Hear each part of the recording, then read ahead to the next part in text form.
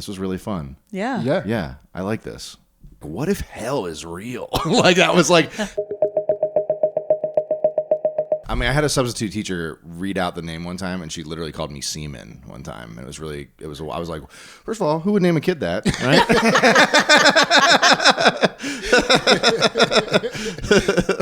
Yeah, you didn't doubt yourself one bit.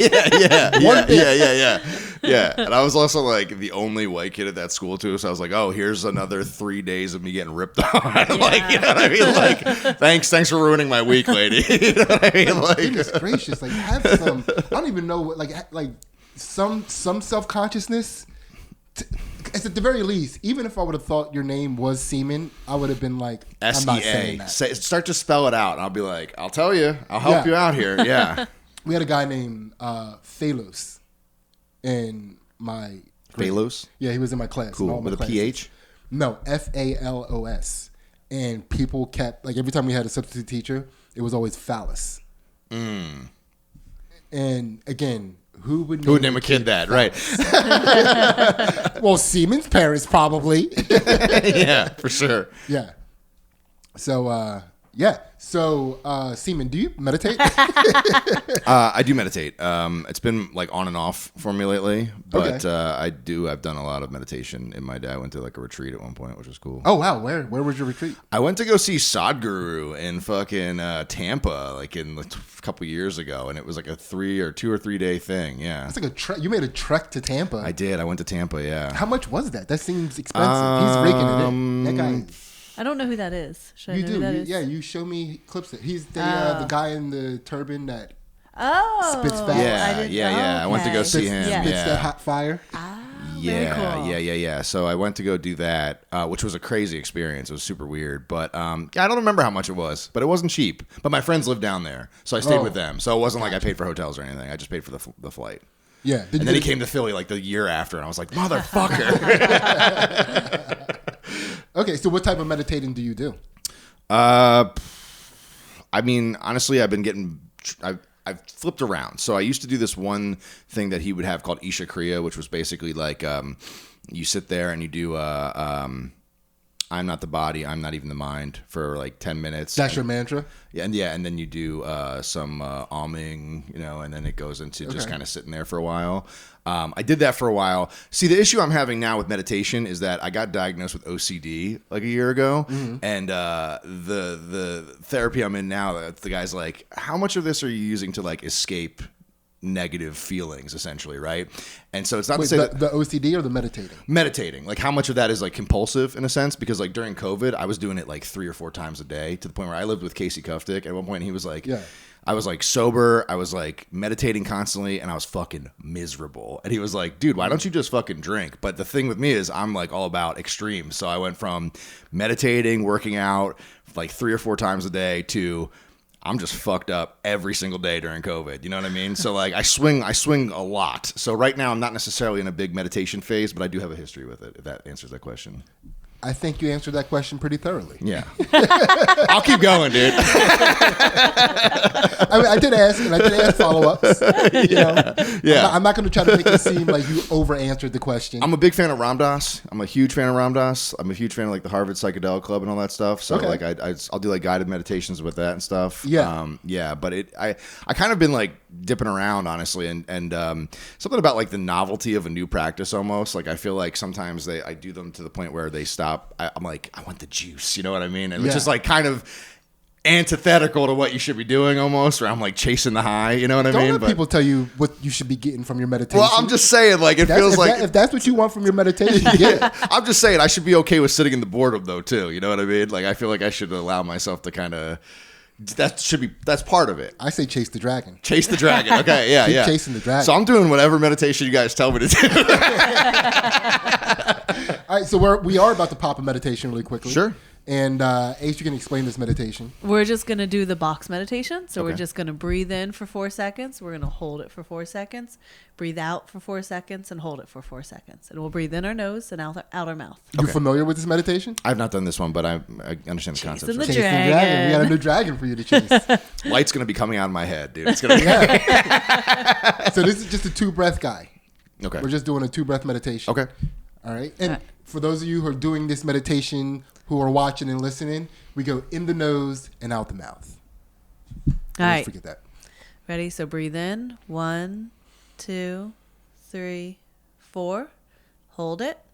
1, 2, 3, 4. Breathe out. Hold. Breathe in. Hold. Breathe out. Hold. And we're ready. Boom. That was nice. Yeah, you like it? Yeah, I like it a lot. Will you do it again? For sure. Hell yeah. Yeah. Yeah. I'd love to see him just sitting in a room just doing box meditation. Room full of boxes.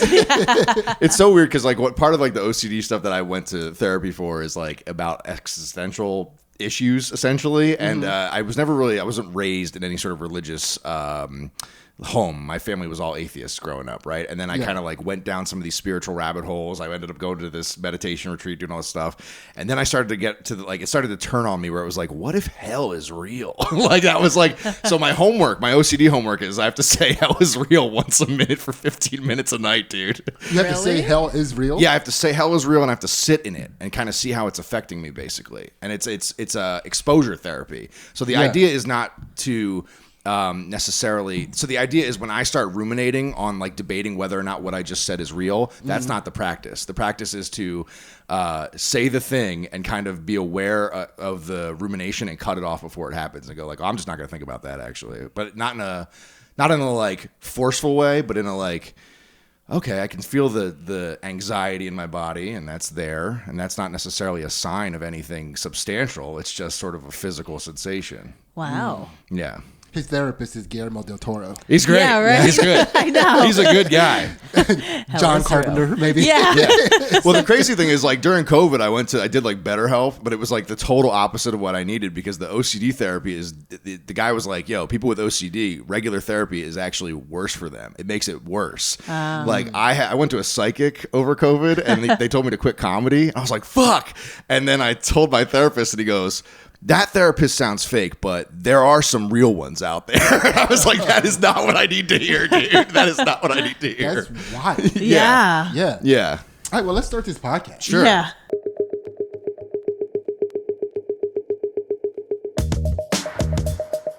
So we're doing it again. Welcome back. The Chakra Poppers are back once again. Ansley. Hello. I am Sidney. And today our guest is none other than the Seamus Millar. What is up, man? What's going on? Thank you guys for having me. First time here, man. Yeah, really I'm excited. Thank you. This is a great setup. I love this. Thank you. Thank you. And do you know what we do on this podcast? Not super familiar with it, no. Okay, so basically the premise of this podcast is to see if we can take a comedian and have them reach enlightenment by asking them questions associated with popping open their chakras from the bottom chakra. Let's do it, man. Get me the fuck out of here. Pop these chakras? That's what's up. Kill my ego right now. I'll take the pill. Yeah, hell yeah. Okay. This is easy. Yeah. Ready. He was strapped in. He came here in a robe. No, I know. I made him change. Yeah. I was like, people would think it's fake. People would think it was rigged. Yeah. You got to get out and put shoes on, dude. You know, I will say, when I went to that meditation retreat, surprising amount of piss on the bathroom floors, though. That was upsetting. It was That's disappointing. I know. I was like, damn, I was really expecting. Yeah. You know, That's disappointing. you know what it reminded me of? So I'm like, I watch a lot of pro wrestling, and like on TV, it's one thing, and then you go in person, and it's like a whole different kind of like, you're like, oh man, everyone here sucks. And I felt that way about the meditation retreat too, where I was like, when I'm doing it at home, it feels like one thing, and then I get here and everybody's just like, ego central, man. Yeah. There was one guy in the line to get in who just kept saying that he was exactly like Sadhguru, and he was like, you should just listen to me. We were like, shut the fuck up. That was the guy pissing on the floor. Yeah. That was the guy pissing on the floor. That's how you know. Yeah. Or maybe it was a bunch of people that were very, in the bathroom, just let it go. Yeah. Yeah. Still had their eyes closed. Get rid of your aversion to stepping on piss. That's part of your ego. Yeah. Well, so Seamus, everybody gets the same exact questions. Sure. Right? And as a first timer, you get the first timer questions. Okay. And when you come back, you'll get the second timer questions. Okay. We evolve the questions as you go. Sure. But so Ace, so again, to explain it, The first question is just a little icebreaker question, and then we get into popping open the chakras. Okay. All right, Ace, take it away. All right. So, Seamus, what situation or event did you learn the most information from? Ooh, what situation or event did I learn the most information from? That's a tough question. Man, that's a really tough question. Can I have a second to think about this? Or is it supposed to be like a gut reaction thing? No, whatever. Yeah, Man, what situation did I learn the most from? I feel like I've learned a lot of mushrooms. I'll say mushrooms. Yeah, I'll say mushrooms. Is that correct? Yeah. Okay, so answer. yeah, this stuff. No, because you know what? I was thinking about some other stuff, but this is the one that basically I feel like I can separate my life before this one trip I had and my life after. That's how I measure the time now, basically. And it's been almost a decade, so I feel like I'm kind of ready for another really big one. But I had never done any psychedelic, and as I said, I'm very impulsive and kind of go from thing to thing. And I went over to my buddy's house, and he was making a tea, and he was like, "Do you want some of this?" And I was like, "Yeah, sure, whatever." And I had never had any kind of psychedelic before. I'd smoked a bunch of weed, but then I started drinking this. It was three of us, and we drank it, and his girlfriend started freaking out immediately. And I was like looking down at the bowl, and I was like, fuck, I already drank half of this.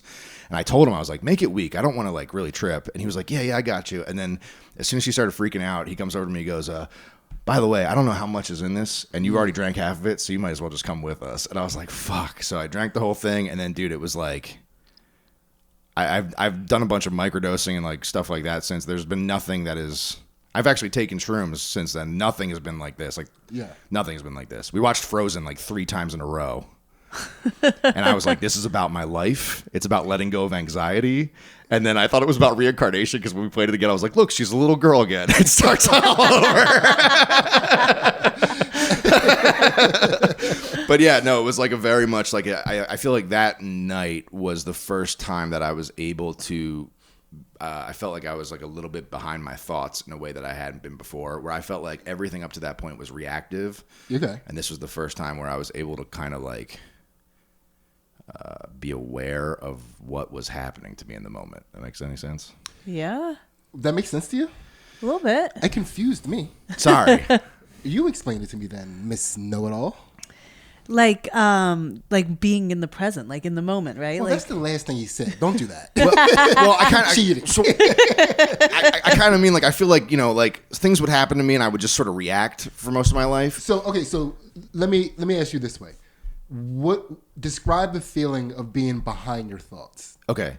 That was the imagery that. So this was like the starting point, and then it felt like there was like residual effects from it for a while, where like I got into meditation, I started doing these other things, I started realizing like my initial reactions to things are not necessarily, that valuable in a lot of ways. Like I was almost the way I'll put it is this. Reacting in the moment, not really considering how you're reacting. You're just reacting sort of on an emotional or like whatever. It's happening in the moment. You're lizard braining. Lizard braining, right? And then the moment after the shrooms was like, oh, I'm lizard braining. Mm-hmm. And then you could go, oh, look at me lizard braining. That's crazy. I'm lizard braining. And then I would just sit there and be like, damn, that's wild. You know what I mean? Like, you know what I mean? Yeah. Instead of lizard braining, I'd be like, look at that thing go. Yeah. That's how it felt. Okay. Yeah. Is that what you were going to say? Exactly. Yeah. Yeah. All right. So, man. So, how would you? Did you have any questions? No, you go ahead. Yeah. So, how would you? Because that's pretty explanatory. Yeah. The way you explained it just there. So, if you had to contextualize exactly what it was that you got from that experience, how would you say it? Like in a tagline, how would you describe it? How would I describe it? I would say that it showed me that there were a lot of things that I assumed were real that were assumptions. And a lot of it was like in regards to like how I saw myself, my identity essentially. Like there's this picture of who I was that I had really built up and become very invested in. And then it was suddenly like, is any of that real, or you just keep telling yourself that over and over again? You know what I mean? Like, is there actually a thing to look for, or is it sort of just like a bunch of moving pictures that are creating this moving image almost? Do you know what I'm saying? Yeah, I do know what you're saying. If you don't mind me asking, what was the image that you had created that you were so invested in before this trip? I can't really put it into. It's hard to say, right? So it just kind of felt like I don't want to say ego death necessarily, but it did feel like that momentarily for like while the trip was happening. Like I remember walking home, and I lived with my mom at the time, and I went home and the lights were out, and I was like, damn. Usually I'd be like, put the lights on so I can see where I'm going, but I was like, you know this house, you've lived in this house your whole life. Are you afraid of the dark? And it was like, no, I don't need lights. And so I just like walked up, and I remember being like, damn, Seamus is dead. And that obviously didn't last for long, but I remember having that conscious thought of like, wow, that's crazy. I'm dead. That's awesome. You turned into a big boy. Yeah, right. Yeah. Yeah. I was like, I can flush the toilet and I don't need to run out before it stops.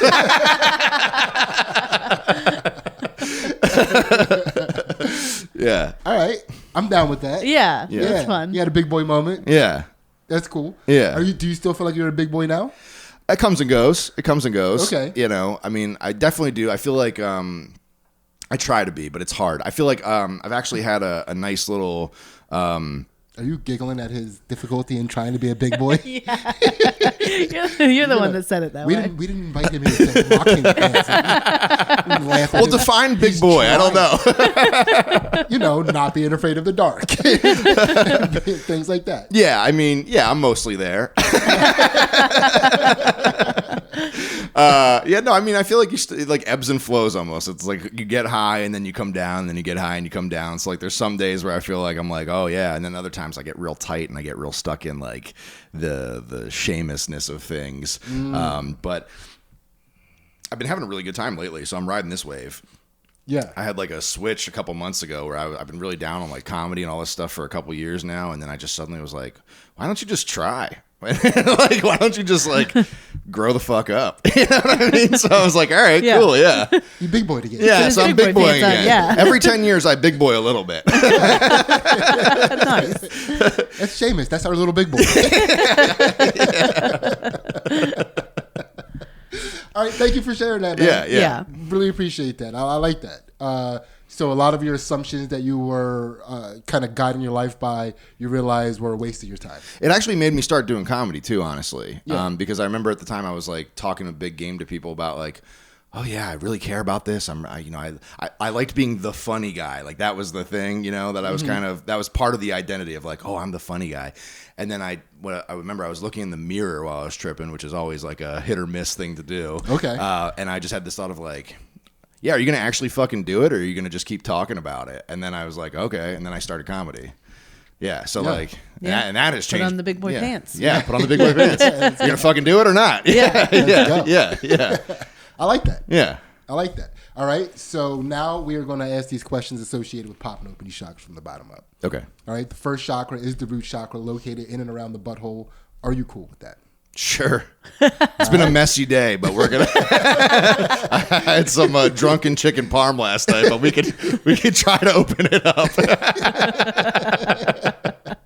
All right, Ace, let's go. Okay, Seamus, how did you learn to overcome fear?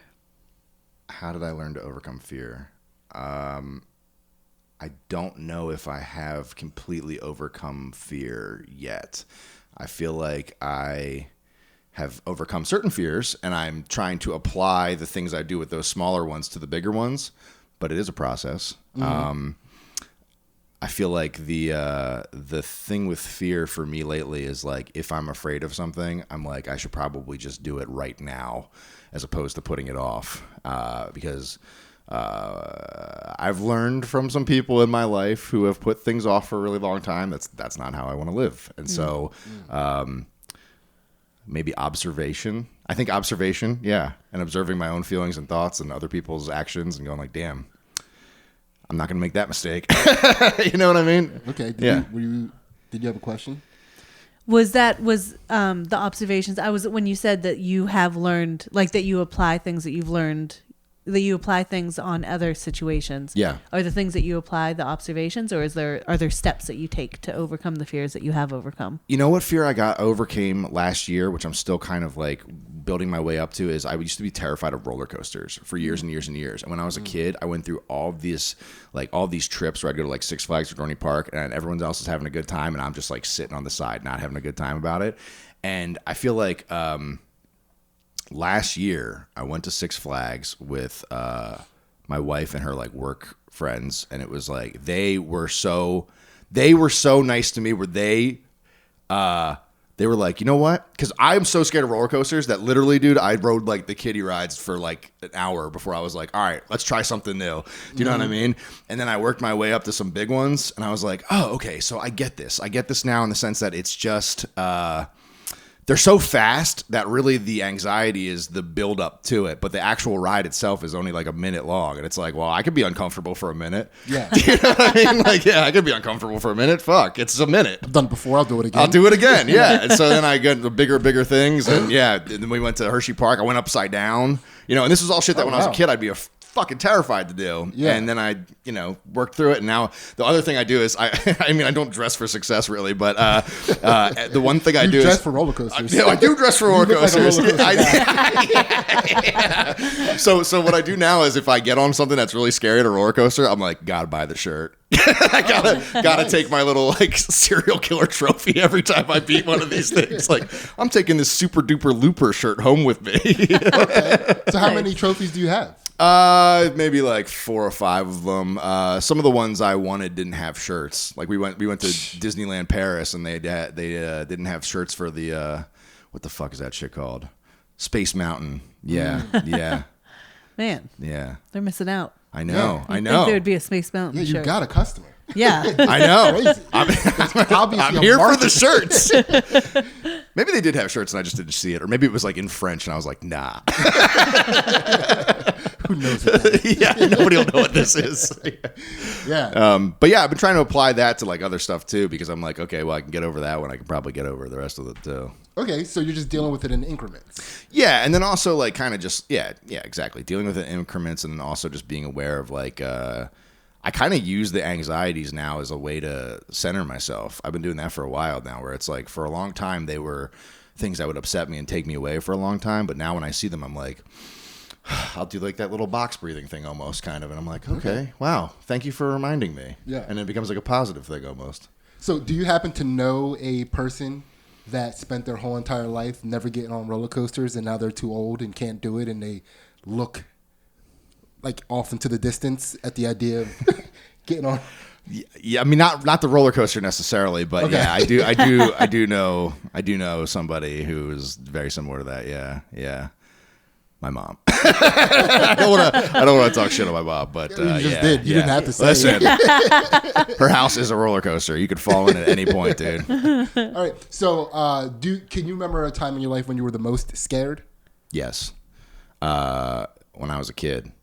I think that's probably normal for everybody. Just like the whole childhood? Pretty much, dude. Yeah. So I felt like I felt extremely powerless when I was a kid, man. So that was like, it was scary times, because it would be like, my parents got divorced when I was very young. Mm-hmm. And so I'd go from like house to house, and the rules would be different at different houses. And so I was trying to figure out like, okay, what are the rules of the world? And I would be like, hello, adult, tell me how this works.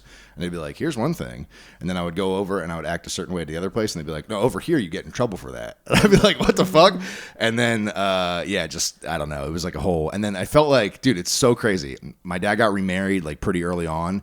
And like my stepmom, she passed away, but she was like, she did not like me. And I was a child. And so it felt like I was like, damn, I'm getting bullied by adults.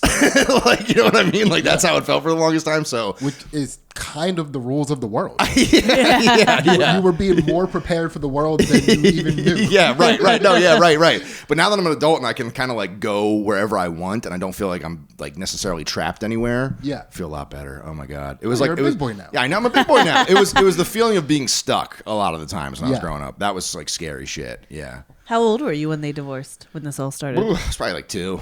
Oh, okay. Yeah, so it was like always you grew my up, like it was always my experience basically. Yeah, and then he got married again when I was 6. Okay. So it was a couple years there, and then yeah. And then he had my brother and sister are significantly younger than me. Yeah. Okay. Yeah. Cool. Well, thank you for sharing that. Yeah. I would say that's the fear chakra popped. Yes. Right? Okay, cool. So far, so good. I feel good. Yeah.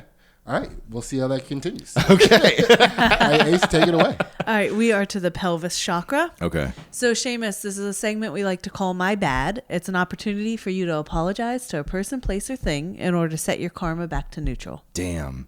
Yes, we did just do it again. We just finished Seamus's Patreon episode, and it was an absolute blast. $1 gets you all of our exclusive content and our Patreon, which not only includes the counter to this podcast, which we call Chakra Poppers After Dark, because we open up our guests' shadow chakras, but we also do some fight commentary and analysis on Ansley's jiu-jitsu matches and stuff like that. I also want to let you know that I'm about to start a solo podcast. It's coming out soon. Be on the lookout for that. It's going to probably be on the Chakra Poppers page, but it's going to be me getting a little loose, making sure that I'm saying, making sure that Ansley's not accountable to all the ridiculous things that I want to say and make funny. Also, check out Seamus's podcast, My Dumbass Mom. My Dumbass Mom and Phony Unholy. Yeah. Check him out doing his thing. Seamus, did you have a good time? I really did. Thank you very much for having me. Dude, thank you for being here. It was an absolute blast. Now we're going to get back to this episode and find out who or what Seamus has to apologize to. Fuck. I got a lot of apologies for a lot of things, man. All right, here's what I'm going to apologize to. If I've ever gotten drunk and said something rude to you at Helium, my bad. Can I just cover a broad range of people there? Because I don't know who I've done it to, but yeah, I've been like, I get a little rude sometimes. Yeah. I'm trying to this year actually. Here's a big thing. I've been the mantra I have this year, honestly, is 2024. We can't be haters, dude. It's gone. This is the year where we just have to fucking let all that shit go and not worry about what anybody else is doing. So, if I've ever, I kind of want to wipe the slate clean of all the shit talking I've done in my life and be like, can I just get rid of all that and start again? Because the thing is, I don't really have beef with anybody, but it sounds like you do. Well, it sounds like people might have beefs with you. I think they might. Yeah. But maybe they don't. Do you have beef with me? Not yet. But what style of, because I don't even know when people are always being rude to. I don't even know. Yeah. So that's Sidney's autistic power. Yeah, it's like people think that I'm this stoic individual, but it's for whatever, I don't know why my brain does this. Yeah. But it turns everything somebody says about me into a compliment. Okay, really? Yeah. Wow. So I don't even, people. That's the opposite. Is I'll get compliments and I'll go, "What the fuck did you say to me?" Say that one more time. I dare you. I fucking dare you. Some dude came up to me after a show the other day and agreed with a self-deprecating joke I made about myself, where he was like, "You do look like you work at a GameStop," and I was like, "What the fuck, man? What'd you say to me?" Even though I said it. I said it. Yeah. But no. Yeah. So that really happens to you. So you can't get insulted. I mean, I don't know if that's the case. I don't know. I wouldn't say I can't get insulted, but I'll give you an example. So one time, this girl was in the green room at Helium, and she was talking about how she went through a very ugly phase when she was a kid. And then another comedian piggybacked on that, and he was like, "Yeah, I went through an ugly phase when I was a kid too." And then I was like, "Man, I feel lucky because I got to grow up as a cute kid." Yeah. You know. And she was like, "Well, maybe you're going through your ugly phase now." And I was like, "Yeah, I was really cute." That's oh wow, so that's what you focus on. Yeah, it was to me it was well, compared to when I was a kid, it was yeah, you're right, I was really, you know what I mean? It was it wasn't, I didn't even realize that she was technically she got me. I think I remember one time I thought I was kind of rude to you at Helium, actually, and maybe you just didn't hear it. Maybe you just didn't, it was fine. I think one time you were talking about how ripped you were, and I was like, wait, I was kind of drunk, and I was like, wait a minute, didn't you used to be a giant fat guy? And you were like, what? And I was like, thank you. Yes. Look at all the progress I made. Yeah. So I'm sorry for that. And so I feel like I just I don't know. There's I also would apologize to all the people I've kind of ghosted. I feel like there were times when I was younger that I could have handled. I was afraid. I didn't do the. There was a girl I was seeing before I started seeing my wife, and it was kind of there was nothing said necessarily, no official labels or whatnot. Yeah. And then I started seeing my wife, and then she tried to contact me, and I just didn't answer. Because I didn't know what to say. Bitch, I upgraded. I know. I didn't know what to say. But I wanted to be like... Have you ever seen Casper? Dude, yeah. Have you ever seen Hot Ass Casper? It's not even Christina Ricci. I'm just the ghost. I'm yeah. Dude, she just reminds me of that movie. But no. The thing I would say is I feel like I just I didn't know how to handle it because I still... really appreciated and liked this person, but also moved on, and I didn't know how to deal with that. So I feel like in the future, well, obviously I'm married now, so that's not it's done. But but I could have handled it better. That is a hard conversation though, because it's like you're nice and you're great, but she's better. Yeah, and also like she's here. Like this girl kind of like moved away, and then it was kind of a thing of like, are we doing this or not? What's going on? And then we followed each other on Instagram for a while, and then she ultimately like blocked me. I was like, damn, that sucks. I feel sad about that. But you do what you have to do, man. Why do you feel sad? Did she have sick content? What's that? So why do you feel sad? Did she have sick content that you weren't able to see anymore? I just assume that if somebody like does that, it's like, oh, they fucking hate me. Where it could just very well be them being like, I need to not see this person or whatever. You know what I mean? Like, yeah. But I like assume I'm like, what the fuck? Like, so she wasn't depriving you of like fire hula hooping or any sort of like parkouring? No. Nothing lost. Yeah, nothing lost. I wish her well. Yeah. And by the way, I was only fat for like a couple years in my life. I was like fit my whole entire life. Oh, yeah. Tried out fatness and then got jacked again. I hear you, dude. Yeah. Did I? No, I just didn't want you because like I was like concerned that you felt bad. No. That you said that to me. It was like, yeah, I dabbled in fatness purposely. That's what you told me, and I was like, get the fuck out of here. You dabbled in it purposely. What do you mean by that? Listen, 24 years we've been together. She has been a witness to all of the things that I have done that people think are absolutely lies that I'm telling you. You can verify this? He did it for the bit? I mean, he enjoyed eating the food too. Oh, dude, but tell me about it. Yeah. You know, when I was the lifestyle. He tried the lifestyle. Being kind of fat is awesome. when I was leaving college and everybody was like, what are you gonna do? And I was like, well, first thing I'm gonna do is get fat. Nice. I just want to see what it's like. Mm-hmm. So I tried it. Damn. That's wild, dude. Yeah. Well, you don't know it until you try it. Sure. Yeah. So that's what. So one of my other superpowers is I can dedicate myself to something, no matter the consequences. If I dedicate myself to something and I set a time that I'm going to do that for, I can do that. No matter. I spent 2 years recently not wearing deodorant. How'd that work out for you? What'd you do? Did you smell? Yes. Upset some people. You smell, really? Yeah. I mean, I wasn't wearing deodorant. Why did you do that? Yes. I just wanted to see what it was like. I wanted to see how negatively I was being physiologically affected by deodorant. What were the results? I went back. Yeah, but did you notice a difference? Like, outside of you smelling a little bit more, or? Initially, I felt free because it was born out of one time I was in a situation where I forgot to wear deodorant, and I was just absolutely paranoid in a social situation because I knew I didn't wear deodorant, and it freaked me out to the point where it's like, I don't want to be controlled by the idea. He can't rely on anything. Like, he doesn't do caffeine because he doesn't want to have to need caffeine. I see. Doesn't want to have to need deodorant. Yeah. So, and I was like, are you afraid of being out of control? Not necessarily. I get loose. Okay. But I get loose at the provided times that I schedule for myself. Yeah, I have a very regimented. I mean, I can bump up loose hour if you want to see what it's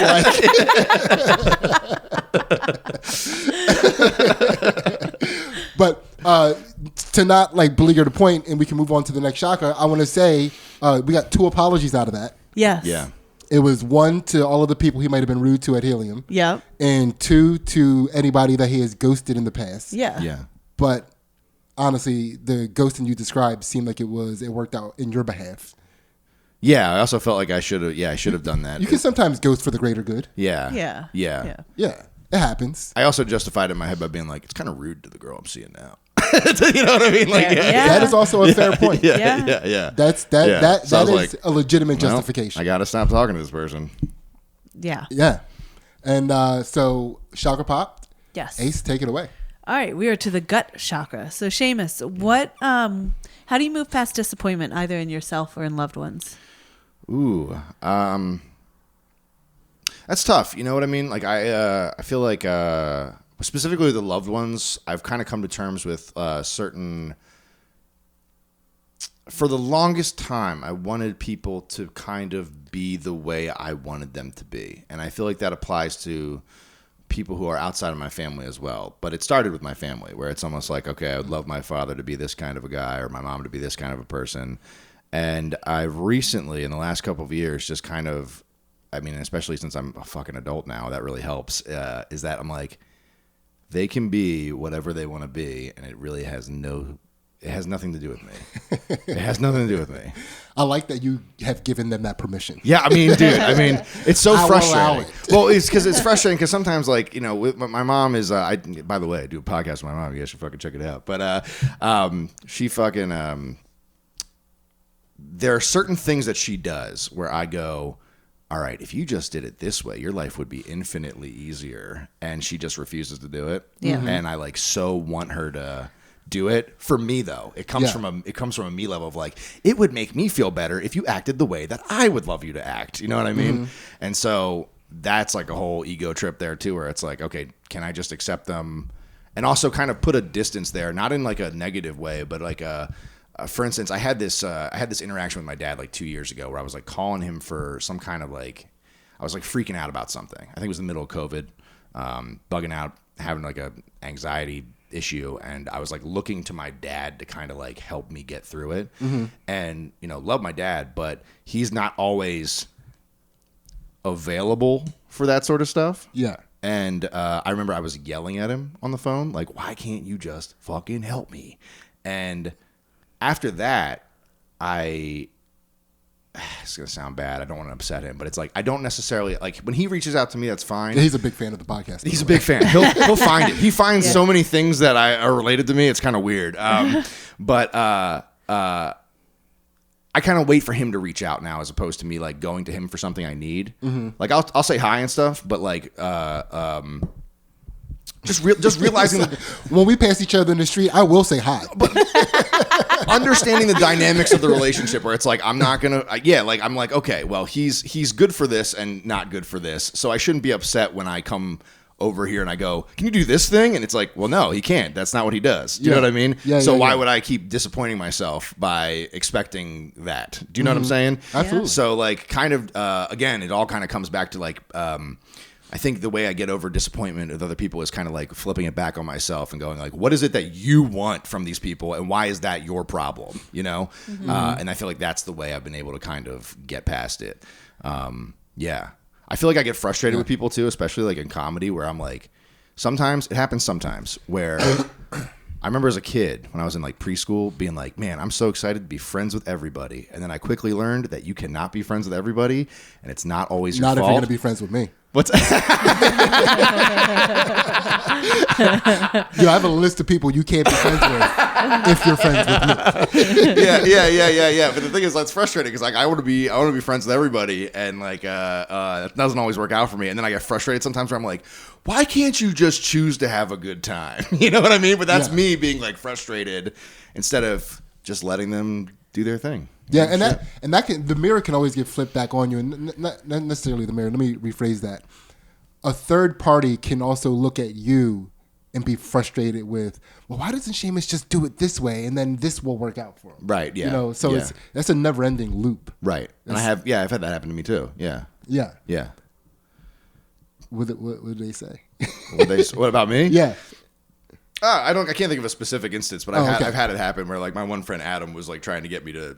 It was at the time when he was trying to get me to move out of my mom's house, but I had such like a weird hang up about it. I wasn't ready to fucking leave at that point. Yeah. And he's like, dude, if you just do this, you will see how infinitely better your life was. And he was right, but it just wasn't I couldn't get over my own mental shit at the time. Yeah, mind your own goddamn business. I know, but he really did want what's best for me. And it's like, it is that thing of like, I can see that if you just make this leap, things will get infinitely better for you, and I'll feel good because you're making your life better, and I won't have to stress out about feeling bad about you. So it always comes from like a ego thing on a certain level where you're like, I want you to do better for me. You know what I mean? Yeah.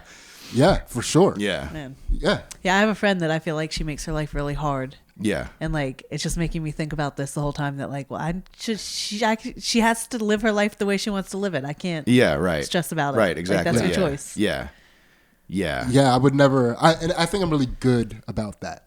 It was, and again, I was lucky enough to have my mom became a mom young. You know, as some black women do. She had my sister when she was like 15. And then my sister ended up having her daughter when she was 15. My mom was a 31-year-old grandma. God damn. Yeah. That's wild. Yeah, it's pretty wild. But having a young mom like that, she was still in her young fuck up phase when I was coherent enough to take advice from her. And she one time told me, she was like, look, don't tie who you are to my fuck ups. And like, you know, and I kind of took that and extrapolated it to everybody growing up. And it was, so I'm really good about not like, why, like if that's the way a person wants to live, I'll let them live like that. Like, I think that's the reason why I'm able to be a decent, well, I'm actually a pretty good stand-up comedian. And one of the reasons is because I don't care how anybody in the audience is enjoying what I'm doing. Like I can have a whole front row of people with their arms crossed and just angry faces, and I wouldn't associate that with them not liking what I'm doing. Mm-hmm. Some people just take in entertainment that way. My dad, I've never seen my dad loves comedy. He loves comedy movies. He talks about it all the time. I have never seen him laugh. Really? The most I've ever seen him do is, huh? That's it. And it's maybe 3 or 4 times in my whole entire life. Wow. But he's one of those people that if you watch comedy, you'd be like, he fucking hates this. Yeah. But he doesn't. He loves it. Yeah. So I've always been pretty good about that. The same face Sidney has when he hangs out with his family. Most people would be like, he loves his family. But the kids were born into it. They get it. Yeah. She still is confused. 24 years. Dude. And she's still like, do you love us? I was so scared. I came in here, you guys were working out, and then they were all watching that show about like chasing men. I was like, Jesus Christ. We're training them. Yeah, like dudes are running through the woods from men on horseback. And I was like, what the fuck? That's what the podcast is. Run, Seamus. We're going to get you. I just ate a whole pack of Skittles before I walked in the door. I'm terrified. That is how we will track him. Yeah. Seamus tracker. Yeah, you get a 30-second head start. That's not enough. That is not enough. You can take whatever you want from this house to help you on your trap. Yeah, and that's a chakra pop. That's a gut chakra pop. So one of the ways that you deal with disappointment in loved ones is to realize what it is that you're trying to get from them and understand that that's not who they are. Yeah. And also it gives me a chance to work on myself because I can go like, okay, well, what's the issue here? And it's like it's like a control thing almost. It's like I want people to act a way where I'm like, just act this way and everything would be fine if everyone acts like me. It's like a you know, it's a dirty little secret there. It's not good. Yeah. I mean, well, what about disappointment in yourself, if you don't mind me asking? Disappointment in myself, that is a tough one for me because I do deal with like obsessive stuff a lot of the times. So like it's hard to. I'm having trouble these days trying to figure out like where it begins and ends because I've learned some things throughout this OCD therapy that I'm doing where the guy's like, hey, a lot of the coping mechanisms that you have are actually also compulsions, and I see that in a way now where it's like, for instance, I'll get stuck in like a negative loop, and then like the trying to get out of it is the thing that keeps feeding into it. And so it's like, even the thought of like, this will pass, this will go away. I'm seeing that now as a compulsion in a way that I didn't notice that before. So your loops give you something to do. Yeah. I mean, yeah, I think I'm constantly bored in some way. Right. But yeah, so it's like, yeah, I'm a little bored. How about I give myself a new fear and time to work out of it? Yeah. No, dude, for real. Like, yeah, like I'll be reading a book and I'll be like, what if books are evil? It's like, you can think about that for a while. You can think about that forever if you want. For sure. You know, yeah. I'll never be bored again. Yeah, I'll never be bored because everything's scary. Yeah. But no, I don't know. Disappointing myself, that's a tough one. I think it's harder to forgive myself than it is for me to forgive other people. I'm really easy to forgive other people. That one, I don't know. Disappointing myself. I'll have to think about that, honestly. Okay. I don't have a good answer for you. Man, I wish I didn't already say Chakra Poppers. I know. Sorry. I'm a work in progress. What about a childhood? Oh, so yeah. I love asking this question in this segment. So if the answer comes to you with how you deal with disappointment in yourself while answering this, by all means, put it out there. But I always love to ask, so growing up as a child, and it could be something in stand-up comedy too. Yeah, sure. You hear how the question is phrased. But did you ever do like sports or any type of performance art where there was a disappointment within that still lingers to this day? Ooh. So I didn't do a lot of sports. Can you go figure, right? I wanted to, but my mom was dealing with a lot of other stuff when I was growing up, and she had a lot of issues with attachment with me because she had a rough childhood, right? So no, Seamus, you can't do sports because you're on my team. No, for real. Like she was afraid that I was gonna leave her at any second, constantly. Yeah. So like I'd be like, hey, I'd love to play football. I'd love to do like I remember being like, I'd love to do karate. I'd love to do all this stuff, and she'd be like, no. Like she wouldn't let me go anywhere where I could possibly get hurt. So I spent most of my time like playing video games at home, right? Which is kind of a fucking crazy habit that I haven't been able to break now, where it's like I'm bored. I don't know what to do with my hands. What do I do, right? So I didn't really do a lot of sports necessarily. I played like soccer for a while, but I did do a lot of like theater and stuff like that. I wanted to be an actor when I was younger. I can't think if there's any. Does that shock you that he was a theater kid? No. No, not at all, right? I don't think it would. I don't know. Yeah. No, I wasn't a great theater kid, though. Once I started doing stand-up, I was like, this makes way more sense than fucking theater shit. Yeah. Yeah. So what plays did you do? I did Harvey in high school, which is like about that giant invisible rabbit. I did. I was the evil principal in Fame. I was. I played a lot of the same like. I was like the one, or I would be like, I don't want to sing and dance. I'm a serious actor in this grade school play. So they'd be like, well, you have to be the mean principal that tells everybody not to dance. What else did I do?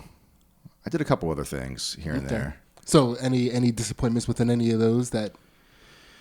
I have a memory of like, I was so bad with like memorizing my lines that this kid who I really didn't like had to teach me this like skill to learn lines very quickly. It was like a half an hour before the show. I remember being so pissed because I was like, God damn it, he wins. The kid that I hate that smells wins. God damn it. And is it something that you still use to this day? What? The skill that he taught you. No, I don't even remember it. You won. Yeah. I guess I did win. Yeah. I don't really think I can't really think of any like big disappointments with that sort of stuff. I was pretty happy with all that. I was upset that I did stop drawing in a while. I got into school for art. I wanted to be a cartoonist when I was younger. That was like one of the other things I did. I've been starting to like doodle again actually, which is kind of good. I don't know if I was ever that good, but I was disappointed that I stopped doing it in high school. But in high school, I was finally, as I said, my mom was so like protective. When I got into high school, I finally got a little bit of freedom, and so my like grades kind of plummeted because I was like, oh, I can be social now, and that became like the main focus for those 4 years. Yeah. And so, things change. Okay. Yeah. Yeah. Well, we'll go back to Chakra Poppers. Yeah, we did it. Yeah. And all right. So Ace, take it away. All right, we are to the heart chakra. So, Seamus, what have you learned from grief? Ooh, what have I learned from grief? Can I pause ahead. real quick? What do you like to draw? What is your favorite thing to draw? I used to draw like little cartoons. I was really like into like, one of my favorite, like the thing I got into comedy for, I feel like one of my biggest comedic inspirations is like The Simpsons. I love The Simpsons, dude. And so when I was a kid, I also used to read like the Sunday comics all the time, and I wanted to do that. I was like, oh man, I would love to have like a Garfield on my hands. And so I had this weird comic called, it was like a superhero comic, but it was basically he had no superpowers, and his like big thing was like, there were all these other more successful superheroes that would be out fighting crime, and they would call him, and he'd be like, I'm in the middle of watching some TV show. I'll be there in a second. It was funny. I was just trying to make people laugh, basically. Yeah. So it was like little goofy cartoons and stuff like that. Did you draw a bunch of dicks? No, I wasn't a real big dick drawer, no. No bad kid drawings? No, I didn't really draw dicks. Yeah, I didn't really draw dicks. Well, there are other tits. What? Tits? No, I wasn't really. Wait, you can draw those? yeah. I didn't know. I didn't draw like dicks or tits or anything really. I was a serious artist. That kid was a god in elementary school. Yeah. The kid that would draw dicks. Yeah, actually, so I drew like a Snoopy one time in art class, and it must have fallen out of my folder on the floor. And some kid picked it up and drew like another dog fucking Snoopy on top of the house. And my art teacher called me in and was like, "Did you do this?" And I was like, "These are clearly two different art styles."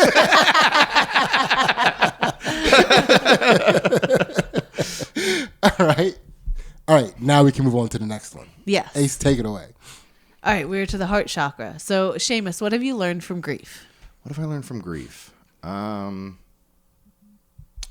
That's interesting. I have lost a lot. I mean, there's been a lot of deaths in my family. I mean, like all my grandparents are gone.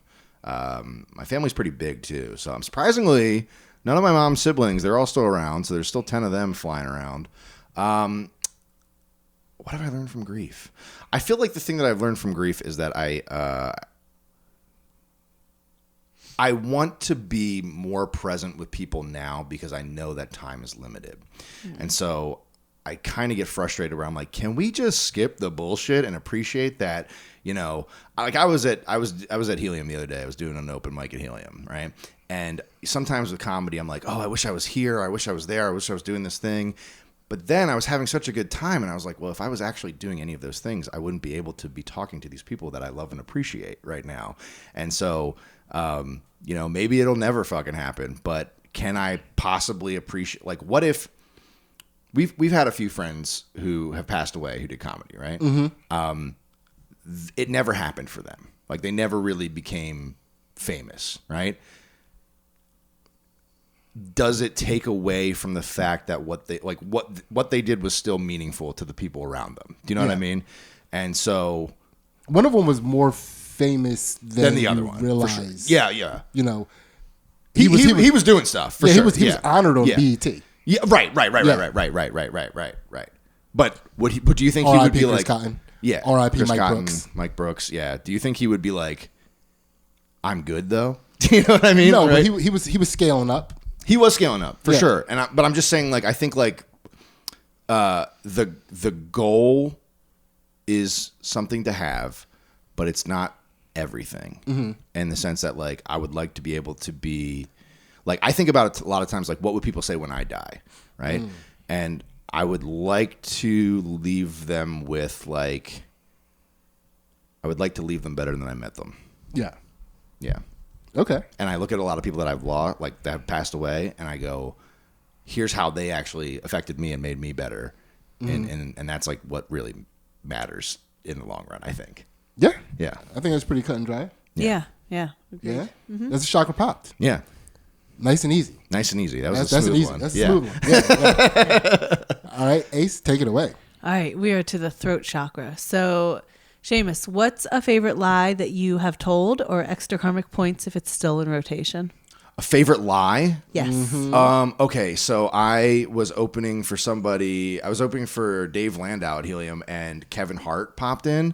And I was really excited because I almost opened for Kevin Hart, and I told my mom that, like, he was coming, and she, like, asked me, she was like, how was he? And I told her, I was like, I can't repeat what he said to me, but he really said some fucked up shit to me, and she still thinks that to this day. She hates Kevin Hart. I didn't even meet him. He didn't even come in. Yeah. I didn't even talk to him once, and I was just like, I can't even tell you what he said to me, but he made me feel really bad.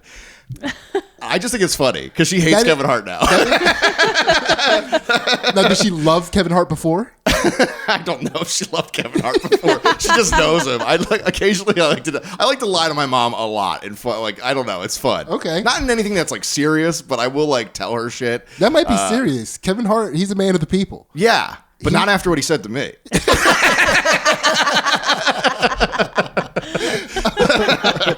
I pray your mom bumps into Kevin Hart. Yeah. And gives him a what for? For what he said to her son. Yeah.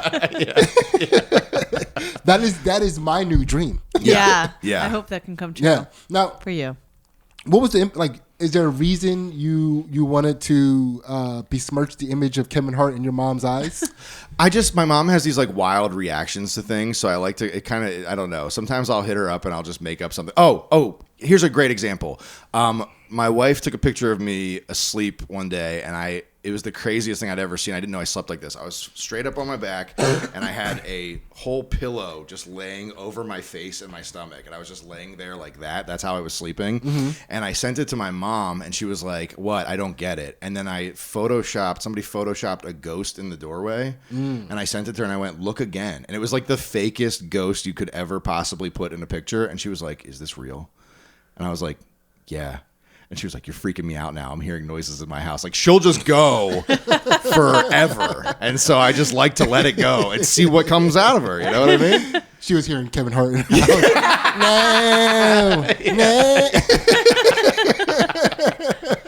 Yeah, so I do like lying to my mom, but that's just good old fashioned fun. Yeah. All right, it's a good time. Yeah, that's a chakra pop. Those are good lies. Those are still good in fun rotation lies. too. Almost victimless. We'll see. Yeah. We'll see. We have yet to find out whether or not these are victimless lies. All right, chakra pop Ace, take it away. All right, we are to the third eye chakra. So we're out of the physical into the metaphysical. So Seamus, what is something that you always thought of as separate, but as you've gotten older, you've learned that these things are really the same? Separate, but now I see them as the same. Interesting. That's a good question. What are things that I thought were separate, but now I see? First time he said that, so I guess all the other questions sucked up until this point. No, some of them have been difficult. I've been like trying to scrounge for thoughts here on some of these. This one's tough though. I mean, I guess thought was separate, but now I see that it's the same. That's interesting. What have you guys said in the past? Do you guys have any answers to this? We can give you an example. Sure, give me an example. Yeah, that might get me going. One of the more basic examples, and probably the easiest example to remember, is somebody like Republicans and Democrats. Oh, yeah, that's an easy one. Yeah. I think I always thought that, though. I was like, man, I was reading like Jesse Ventura books when I was growing up and being like, it's all a fucking scam. Like when my uncle has that JFK basement, I'd be like, they killed him. They killed him to keep the status quo. Why do you like him? I mean, I like him for a lot of reasons, you know. JFK is pretty great. Out of all the presidents, not bad. Not a bad pick. Yeah, for sure. That stuff is very similar. He just presented his own conspiracy I'm like, and actually, answered to it. You know what? Like, what the hell just happened? So I was just thinking, I was like, you know, there are some good. If you're gonna have presidents in your basement, he's not a bad one to have, honestly. Yeah. Things that I thought were the same. So do you have another example that comes to mind? I always think of friends and family. Like when you're younger, your friends are here and your family's here. As you get older, you realize that you can kind of choose your family, you know? Sometimes your friends become your family or sometimes your family sucks and you're like, yeah. I see. Yeah. This one's tough for me, honestly. I mean, I guess I feel like the first thing I was going to say, honestly, is that I think I see the connections to like diet and sleep on like the way it affects my anxiety in a way that I used to think it was a lot more separate than it was, where I was like, I could just eat a DiGiorno pizza today and that's not going to have any effects on me. And now I can see like the effects that food have on me in a way. Like, you know what it was? I did I'm not even like religious like that, but I gave up sugar for Lent one year. I'm just, for a split second, you know, when the context is diet and sleep, and then you're like, you know what, I'm not even religious. Like, where the fuck is this going? I gave up sugar for like a month for Lent one time, and then I ate a Reese's cup at the end of that thing, and it gave me a huge headache. And I was like, is this shit always giving me a headache? And I'm just used to that, you know? Yeah, you're just in a constant state of headache. Yeah, right. You know, so I've noticed the agitation and the things that like I consume, like even like media and stuff too. Like I'll notice like if I'm watching a certain type of show, that's what I'm filling my brain with, and so it kind of gives me like, you know, I used to think that a lot of these things were throwaway and you could just like consume and not be a conscious consumer when it comes to that sort of stuff. Oh yeah. But now I realize that like the things that I'm feeding myself, it's literally the language I'm giving myself as well. So I'm gonna be able to express myself based off of what I'm feeding myself on a metaphorical and a literal level, where it's like there are certain possibilities that get limited or extended depending on the choices you make, right? Okay. So I see that as sort of like a continuous system now, as opposed to being separate things, where it's like I ate a pizza and then I also was freaking out over here. You know what I mean? Yeah. So rather than it being diet and sleep, your answer kind of morphed into consumption and expression. Yeah, I think so. Yeah, consumption and expression. It feels very it feels melded in a way that I used to think they were a lot more separated than they are. You like how I did that, by the way? Yeah, Yes. I was going to give you props. You didn't give me a chance to do it. But you were taking Please. too long. Give me my props. I was letting our guest speak. No, I like that. You got to jump in with the props right away. You were taking way too long with those props. By the way, she can't listen to gangster rap. She turns into a menace. Yeah. Does that happen? Yeah. Yeah. Start punching holes in the wall and yelling at neighbors, running outside, freaking white people out. You know how she do.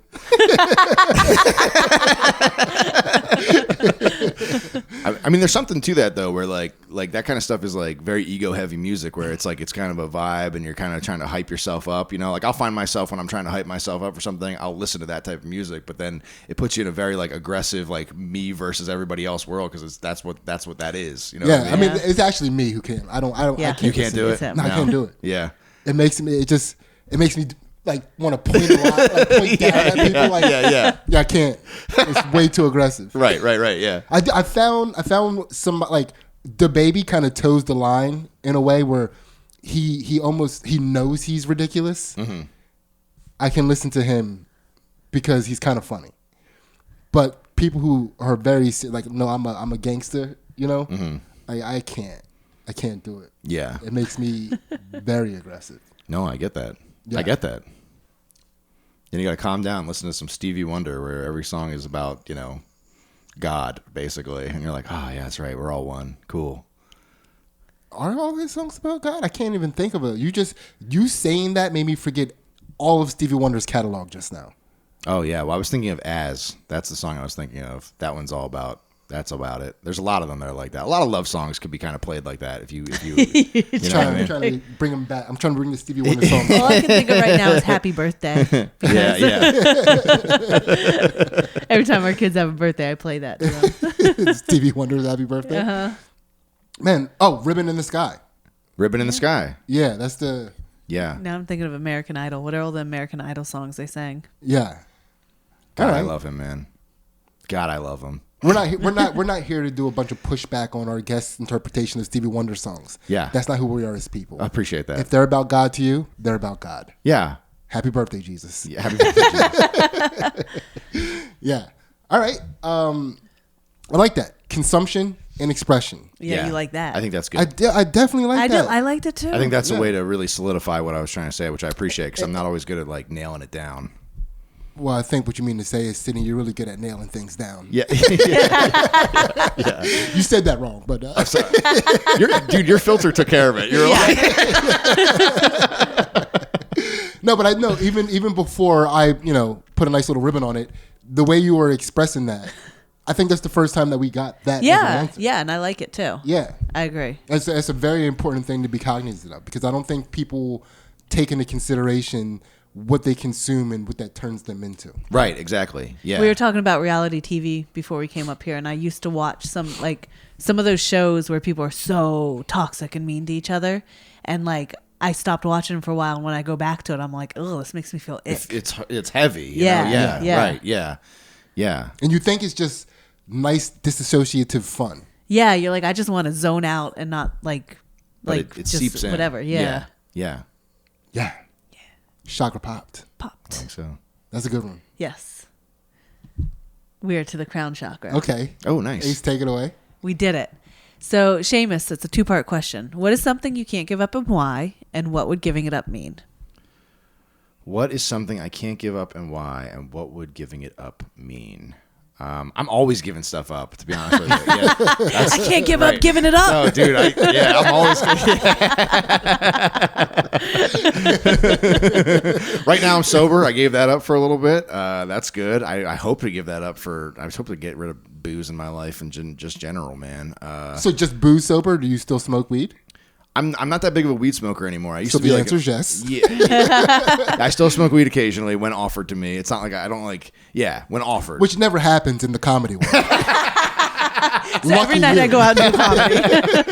Yeah. No. The drinking. I think I'm trying to really get rid of totally. It's hard to get rid of perfectly. I don't know what it is, man. I don't know if I wouldn't necessarily ever even classify myself as an alcoholic, because I've seen real alcoholics. But dude, the weather just changed a little bit. It hits me and I go, this is great drinking weather. And that happens to me whenever the seasons change. Literally, so it's like whatever. It's just I don't know.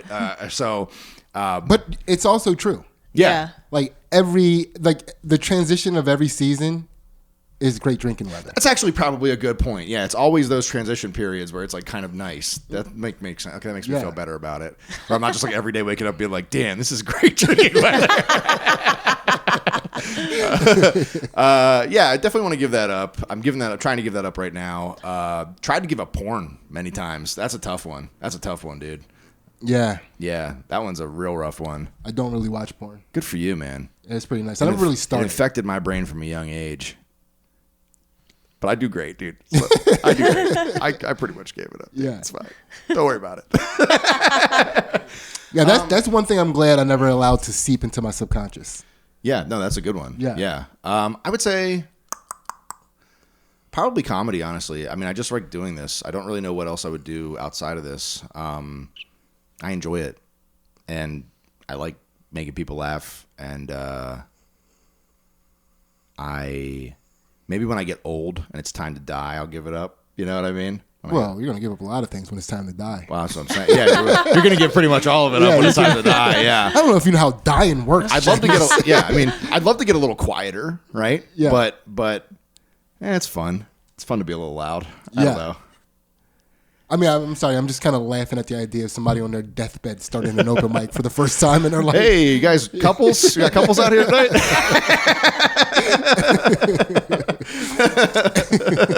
Just at the deathbed. Yeah, where are you guys from? What do you guys do for work? Yeah, I don't know. Something. Look at this guy's shirt. Can you repeat the question again? What's something I... So what's something that you can't give up and why? And was comedy because you don't know what else I would do, really. Yeah, or like, I don't know. Like, and then what would giving it up mean? What would giving it up mean, man? I don't know. It's a big chunk of what I like to do. I feel like giving it up would almost be like giving up on a lot of other aspects of my life, because for me, it is the thing that it's the longest thing I've done on my own that is like sort of a creative interest that isn't always financially beneficial. It's a struggle, man. I mean, like, dude, you're doing these like fucking shows where it's like, you know, you're fucking grinding, man. You're trying to get out and do stuff. It gets kind of rough, but it also, I feel like it has also taught me so much about the world and how there are a lot of people who are just kind of like dead. Like they just go to work, they come home, they don't have anything creative or challenging that they're trying to do. And I feel like that's the one thing that I have. So for me, I'm like, damn, what else would I do if I gave that up? I'd have to find something. Mm-hmm. Probably start building Lego sets and shit. I'd just get real fucking corny, dude. What do I do with my hands? When was the last time I had a hobby outside of fucking video games? It was like, I was like 3. What did I do back then?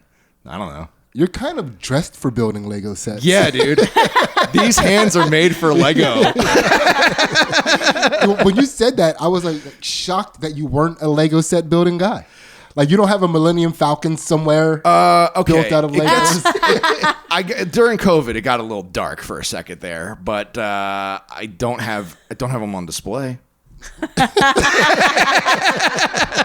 That's something. Yeah, I don't know. All right, well, Seamus. Yeah. I'm going to call that a Chakra Pop, man. How do you feel? I feel good. Thank you guys for having me, man. This was really fun. Yeah. Yeah, I like this. You did it. Thank you. Yeah, I feel good. Do you feel enlightened? I'm on the way, maybe, right? Has anybody ever said yes? We had a couple. Somebody claimed they glowed. Son of a Yeah, we had a couple glowers. We really had a couple glowers.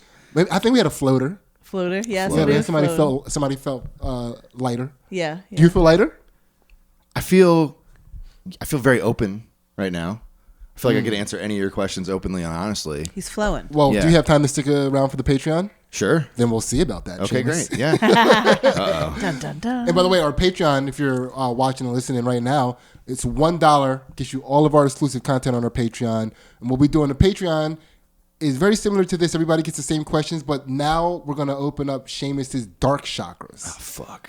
So it gets a little different. It's a little different. Okay. And also be sure to check out Seamus's podcast that he does with his mom called My Dumbass Mom. She named it, by the way. I did not name it. I have to say that every time. But yeah, My Dumbass Mom. It's a fun podcast. It's not as mean as it sounds. Okay. And do you have any other projects or things you want to promote? Okay. Yeah. I do a solo podcast called Phony Unholy that I put out every Sunday. And it's just kind of me talking for like a half an hour about things that are going on. And I've also meditated on that podcast as well. So if you like to do that kind of shit, that might be the place to hang out. Hell yeah. Nice.